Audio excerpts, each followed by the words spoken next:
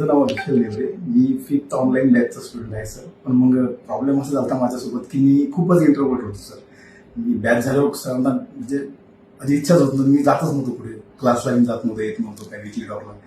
Sir माझे खूप मित्र मला VIP लॅबला खूप चांगले मित्र आपले जे आदित्य वगैरे, अंगद वगैरे, तुषार, त्यांनी मला म्हणजे बळजबरी मला खूप फोर्सफुली मला इकडे विकली टॉकला चालत म्हणाले.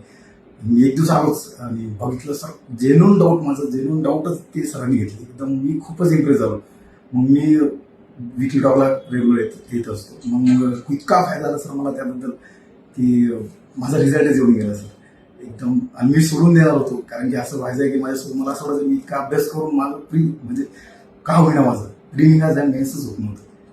पण मग विकली टॉकमुळे मला इतका फायदा झाला सर. मी खूपच इंट्रोवर्ट होतो त्यामुळे मी सजेशन हेच देतो की बिंदास बिंदास कॉन्टॅक्ट करा सरांना. विकली टॉकला येत जा बस. कारण की माझी जी चुकी झाली ती खूप लेट करेल तुम्हाला रिझल्ट यायला.